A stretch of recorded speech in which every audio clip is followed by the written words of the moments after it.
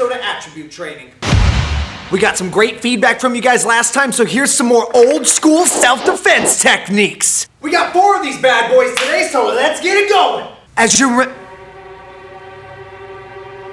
As many of you guys remember, a lot of our self-defense techniques have strange old school names that help us apply them to memory. Names that sound something like the Cheese Grater, Taser Face, Crippling Compass, Upper Deck, the Shihan Shuffle, Circling Wombat.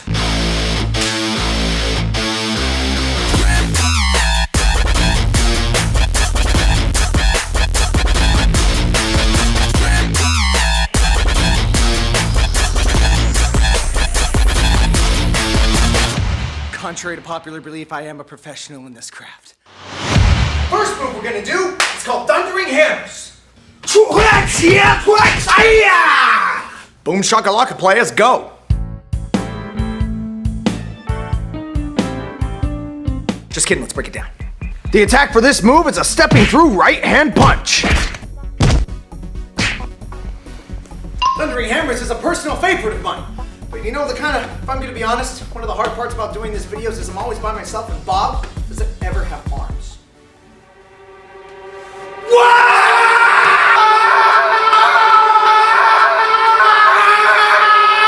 Awesome! I'm gonna step offline and do an inward block. As they're following through, I'm going to do a bridge fist to the groin.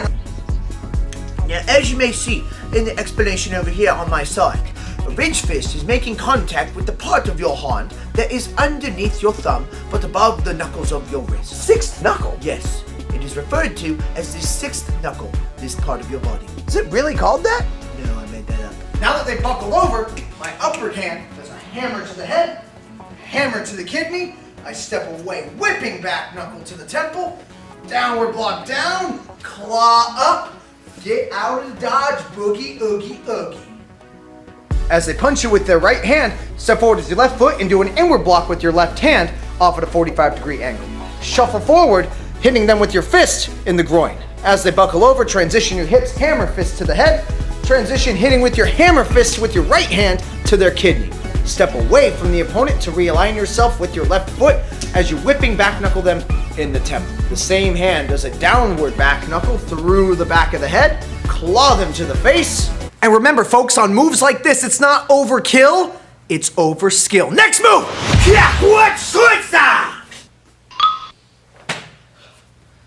Whoever's in charge of the teleportation sound effects, gotta go. This next move is called Inward Defense. Bob's gonna help me demonstrate. He's gonna be attacking me for a shoulder grab. What was that? Now this move is a very particular specimen. Notice how the arm starts the palm facing downwards. As it rolls down towards the opponent's wrist closer to me, the palm ends up moving upwards, allowing them to fall perfectly into my strike and receive massive critical damage. As he grabs my right shoulder, my left hand pins his hand, my right hand circles behind him and rakes downward, thus making the opponent fall forward. That right hand recoils back into a chop to the throat, side kick to the body, shuffle out of range when you are done. Oh, you're feeling it now, Mr. Krabs? I hope so. It's time for move number 3. The next move is called Circle of China, and it's for a front kick to the face. So not only are they trying to kick me directly in the face and make Le Moneymaker receive critical damage, they're doing so as I'm tying my shoe. Or in this case, touching my leg hair. Due to the cheap shottiness of this move, please note that if your shoe is not properly tied by the end of this move, you may trip while shuffling out. If you're playing with your right toes or tying your right shoe, your right hand goes into an inward block, spinning over your left shoulder. As the opponent falls forward towards you, I place my hands on the ground and lock out a side kick straight to the groin/sternum chest face area place. Get your balance ASAP, shuffle out of range, and go tell yard duty because that was a cheap shot.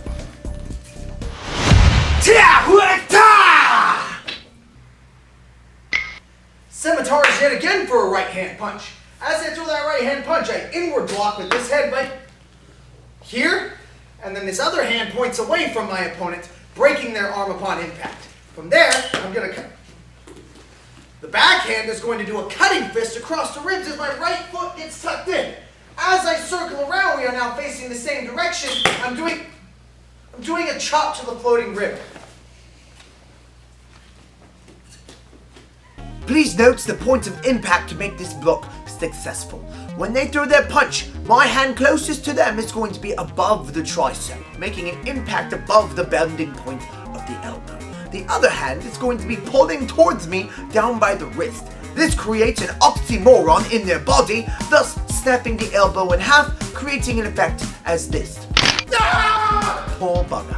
Stepping offline with the initial blocking hand, doing an inward block above their elbow. Simultaneously, the backhand does a scimitar block hitting their wrist. Hopefully I'm catching the punch in between this block, creating an arm break.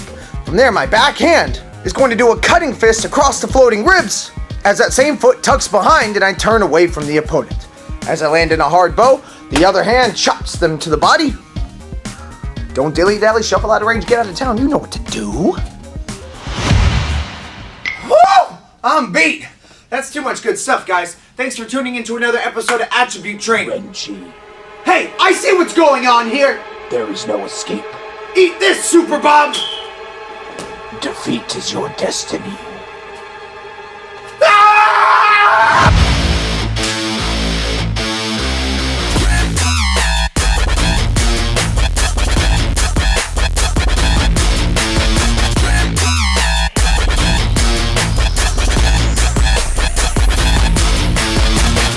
Contrary to popular belief, I am a professional in this craft.